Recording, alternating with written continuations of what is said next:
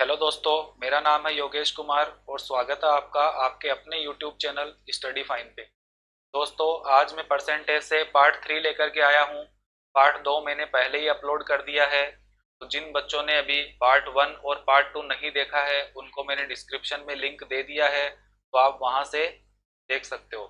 दोस्तों, हम पार्ट 3 देखेंगे, जिसमें कुछ अच्छे लेवल के क्वेश्चंस होंगे जो आपकी एग्जाम में पूछे जाते हैं। तो स्टार्ट करते हैं आज का वीडियो।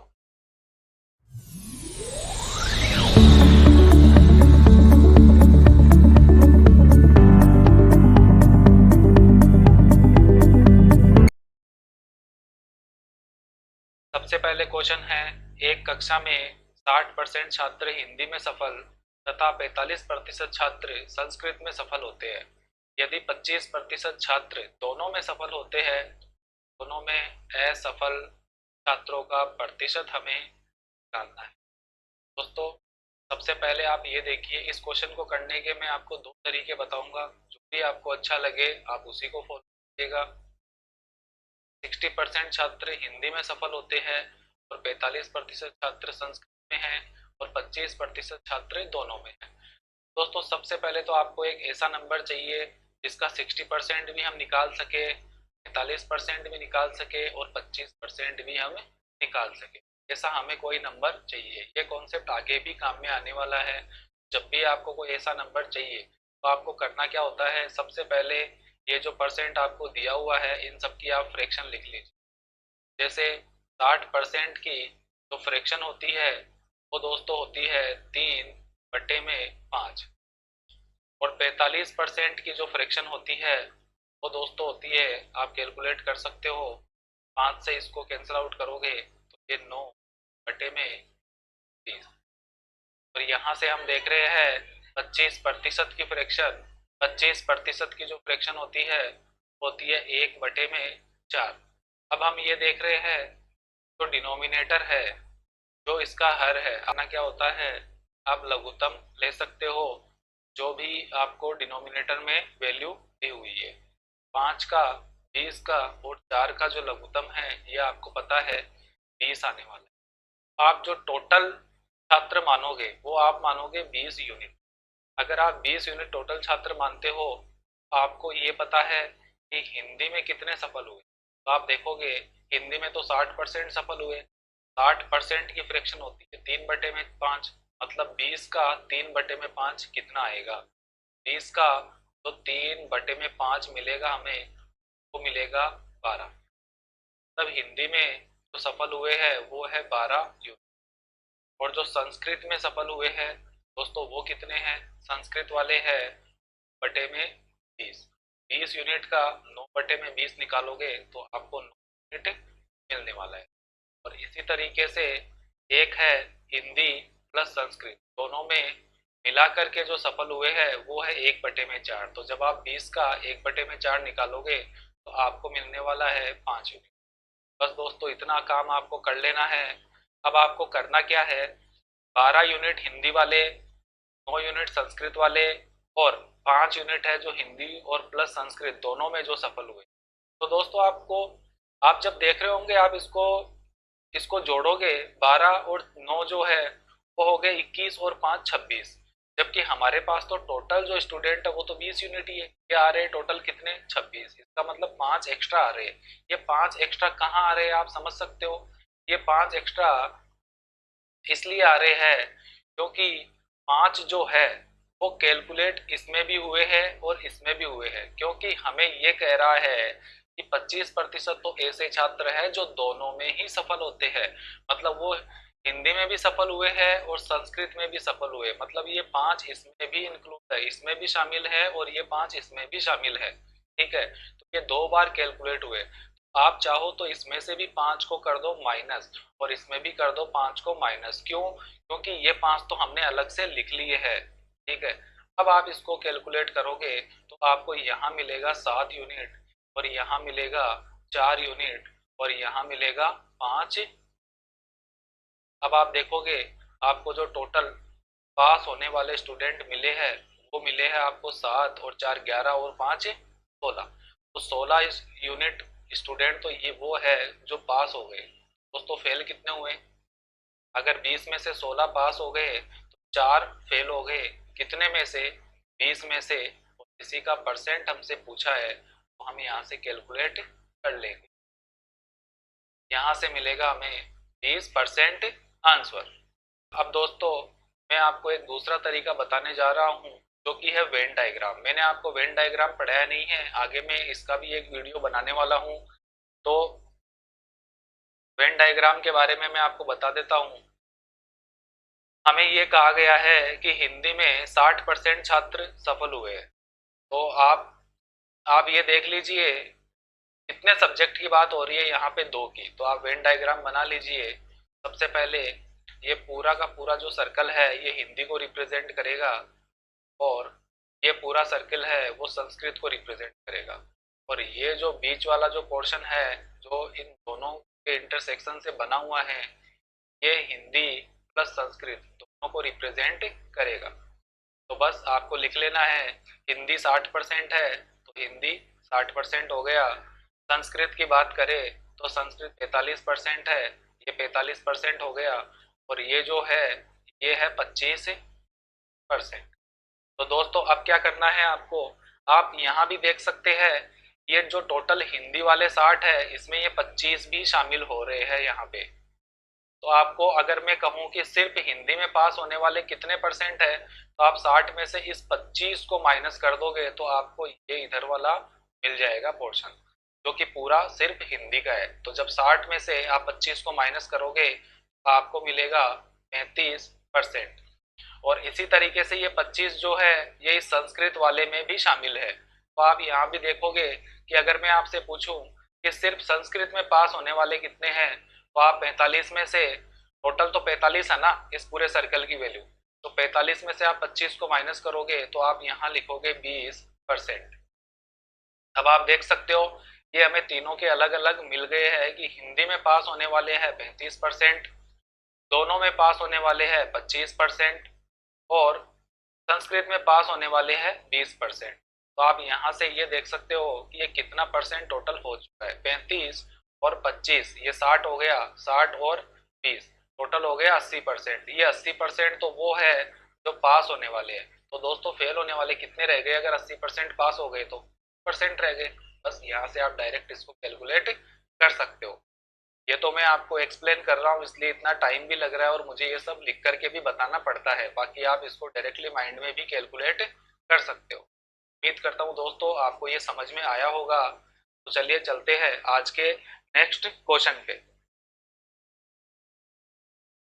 राजेश को एक परीक्षा में 20% अंक प्राप्त होते हैं और वह 30 अंक से असफल हो जाता है, लेकिन दूसरी परीक्षा में 32% अंक प्राप्त होते हैं और उसे उत्तीर्णांक से 42 अंक अधिक प्राप्त होते हैं।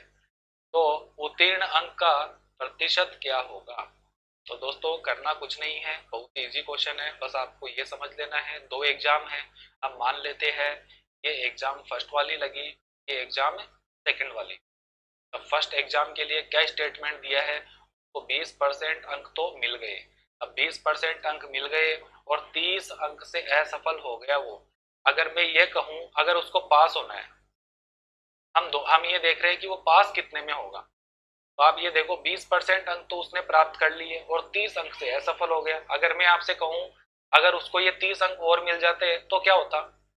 अगर उसको 30 और मिल जाते तो वो पास हो जाता। तो उसको मैंने ये 30 अंक और दे दिए, अब ये इसके पासिंग मार्क्स हो गए टोटल। यहाँ सेकंड कंडीशन क्या है, दूसरी परीक्षा में उसको 32% अंक मिले और उसे उत्तीर्णांक से 42 अंक अधिक प्राप्त होते हैं। 42 अंक अधिक प्राप्त होते हैं तो मैं इसमें से अगर 42 कम भी कर दूंगा तब भी वो पास तो हो ही जाएगा। पासिंग मार्क्स मैं आपसे पूछ रहा हूँ कि यहाँ अगर मैं पासिंग मार्क्स कैलकुलेट करूँ तो कैसे करूंगा? तो आप देखोगे 32% अंक तो उसको मिल गए जो कि उससे ज्यादा मिले, पासिंग मार्क्स से उसमें 42 अंक ज्यादा है, तो मैं उसमें से अगर 42 कम कर दूंगा तो भी क्या होगा, ये पासिंग मार्क्स तो होंगे और ये दोनों पासिंग मार्क्स तो इक्वल ही होने वाले हैं। ठीक है, तो अब हम देखेंगे, यहाँ से हम देख सकते हैं ये दोनों पासिंग मार्क्स है। अब यहाँ से हम परसेंट को एक तरफ कर लेते। अगर मैं 20% को इस तरफ लेकर के जाता हूँ तो 32% और माइनस 20%, और यहाँ 30 अंक है और ये जो 42 अंक है इसको मैं इस तरफ लेकर के आता हूँ तो प्लस के 42 हो जाएंगे। तो टोटल जो हो गए वो हो गए 72, और बराबर में अपने पास मिल गया 12%। तो हम ये कह सकते हैं कि जो 12% है उसकी वैल्यू कितनी मिल गई, हमें 72 मिल गई है। 1% की वैल्यू कितनी होगी, 1% की वैल्यू 72/12, और हमें यहाँ से 6 मिल गई है। मतलब 6 अंक है उससे मिलकर के 1% बनेगा। अब आपको जो भी बोल रहा है वो कैलकुलेट करवा सकते हो। आपसे ये पूछे कि टोटल जो परीक्षा थी वो कितने अंकों की थी, तो 1% की वैल्यू 6 है तो 100% की वैल्यू कितनी होगी, 600 होगी। तो 600 अंक की वो परीक्षा थी। अब कुछ बच्चे पहले पूरा कैलकुलेट करेंगे मैक्सिमम नंबर, और फिर उसके बाद में पासिंग मार्क्स कैलकुलेट करेंगे। तो दोस्तों हम यहाँ से डायरेक्ट ही देख सकते हैं ना, चाहे तो आप इस यहाँ से देख लो और चाहे तो आप यहाँ से देख लो, दोनों ही तो उसके पासिंग मार्क्स है। तो जब मैं इस वाली कंडीशन में इसको देखता हूँ तो 20% तो उसको मिल गए और 30 अंक से वो फेल हो गया। तो 20% तो उसको मिल ही गए, ठीक है, और 30 अंकों से वो फेल हो गया। 30 अंकों से वो फेल हुआ है, जबकि 6 अंक मिलकर के 1% बनाता है। अगर 6 अंक 1% बनाता है और अगर उसको 30 अंक और मिल जाते तो कितना परसेंट, मतलब 30 अंक है वो कितना परसेंट बनाएगा, अगर 6 अंक 1% बनाता है तो 5% बनाएगा। मतलब 20 तो उसको आ गए और 5% से वो फेल हो गया। तो ये और मिल जाता तो वो पास हो जाता। तो मतलब 25% मार्क्स उसको चाहिए होंगे पास होने के लिए। तो ये पासिंग मार्क्स हमें मिल गया है, यहाँ से डायरेक्टली कैलकुलेट हमने कर लिया है। आप दोस्तों इस कंडीशन को लेकर के भी सोल्व कर सकते हो। उम्मीद करता हूँ आप इसको खुद से ट्राई करना, नहीं हो तो आप बताना मुझे। ठीक है दोस्तों, उम्मीद करता हूँ ये क्वेश्चन समझ में आया होगा। चलिए चलते हैं आज के नेक्स्ट क्वेश्चन पे। मोहन की आय 15,500 रुपये प्रति माह है और वह अपनी आय का 11% बचा लेता है। यदि उसकी आय 10% बढ़ जाती है तो वह उसकी बचत को 1% कम कर लेता है। अब वह कितनी बचत करता है, आपसे पूछा है कि अब वह कितनी बचत करता है। पहले अब मोहन की आय तो इतनी है और इतना वो बचत करता है। आप ये समझ लीजिए कि उसकी आय है वो तो 100 यूनिट है, ठीक है, ये तो उसकी टोटल इनकम हो गई है 100 यूनिट। वो सेविंग कितनी करता है, बचा कितनी रहे, वो 11% बचा रहा है। मतलब इस 100 यूनिट की जो 11% वो बचा रहा है, तो 11% कितना होता है 100 यूनिट का, तो वो 11 ही होता है दोस्तों। तब 11 यूनिट वो बचा रहा है। अब क्या हुआ, उसकी इनकम है वो इंक्रीज हो गई है 10% से, 10% से उसकी इनकम है वो इंक्रीज हो गई है। तो 100 का जो 10% है वो कितना होता है, 10 होता है। मतलब 10 यूनिट से वो इंक्रीज हो गया है। अब 10 यूनिट से इंक्रीज हो गया है तो अब उसकी जो इनकम है वो हो गई है 110 यूनिट। 110 यूनिट तो उसकी इनकम हो गई है। और उसकी जो सेविंग है वो 1% वो अब कम कर देता है, 1% कम कर देता है। अब कुछ बच्चे क्या करेंगे, पहले जो 11 यूनिट है इसका 1% निकालेंगे और फिर उसमें से 1% माइनस करके और फिर इसकी वैल्यू निकालेंगे। दोस्तों आप सही सोच रहे हो, लेकिन आप एक गलती भी कर रहे हो। इसने कहा है 1% कम कर देता है, इसने ये नहीं कहा 1% से कम कर देता है। अगर वो यहाँ पे लगा देता 1% से कम कर रहा है तब हम ये कर सकते थे, 11 का 1% हमें निकाल करके 11 में से उसको माइनस करके और फिर हमें पता चलता कि इतना परसेंट वो बचा रहा है। लेकिन ऐसा नहीं है, उसने 1% सीधे सीधे कम कर दी है उसने। मतलब पहले वो 11% बचाता था, ठीक है, और अब वो 1% कम करके और अब वो बचा रहा है 10%। तो 10% बचाता है, 110 यूनिट तो वो कमा रहा है, उसकी इनकम है, और वो बचा कितना रहा है, 110 का 10% बचा रहा है। तो आप 110 का 10% जब फाइंड करोगे तो आपको मिलेगा यहाँ पे 11 ही मिलने वाला है, ठीक है। मतलब वो अभी भी वो 11 यूनिट ही बचा रहा है और पहले भी वो 11 यूनिट ही बचा रहा था। तो हमें यहीं से पता चल जाता है सेम एज बिफोर, मतलब जितना पहले बचाता था उतना ही अभी बचा रहा है। अब बात है कि कितना बचा रहा है, अगर उसकी रियल वैल्यू हमें फाइंड करनी है तो उसके लिए हमें रियल वैल्यू को लेकर के चलनी पड़ेगी। तो रियल वैल्यू हम देखते हैं, आप चाहे तो यहाँ से कैलकुलेट करो और आप चाहे तो यहाँ से। तो हमें ये पता है इनिशियली शुरू में उसकी जो इनकम दे रखी है वो 15,500 है, लेकिन अपने हिसाब से कितनी है, 100 यूनिट है। मतलब 100 यूनिट जो है वो किसको रिप्रेजेंट कर रहा है, 15,500 को रिप्रेजेंट कर रहा है। एक यूनिट किसको रिप्रेजेंट करेगा, 15,500 बटे में 100, डबल जीरो से डबल जीरो कैंसिल आउट, 155 आपको एक यूनिट का मान मिल जाएगा। अब आपको कितने यूनिट बचत निकालनी है, 11 यूनिट बचत निकालनी है। तो 11, एक यूनिट का मान इतना है तो 11 यूनिट का कितना होगा, तो आप 155 को 11 से गुना कर दोगे। और 11 से गुणा करना आपको आता ही होगा, नहीं आता तो सीख लीजिए। क्या करना है, सबसे लेफ्ट वाले डिजिट को आपको इधर ऐसे के ऐसे ही लिखना है और सबसे राइट वाले डिजिट को इधर ऐसे के ऐसे ही लिखना है। बस बाकी को आपको इस पैटर्न में जोड़ देना है। 5 और 5 हो गए 10, हासिल की 1 हो गई, 5 और 1 6 हो गई और 1 हासिल की 7। ये इसका गुना हो गया 1705। तो 1705 रुपए की वो बचत करता है पहले जितनी ही है। उम्मीद करता हूँ दोस्तों समझ में आया होगा। चलिए चलते हैं क्वेश्चन नंबर 4 पे।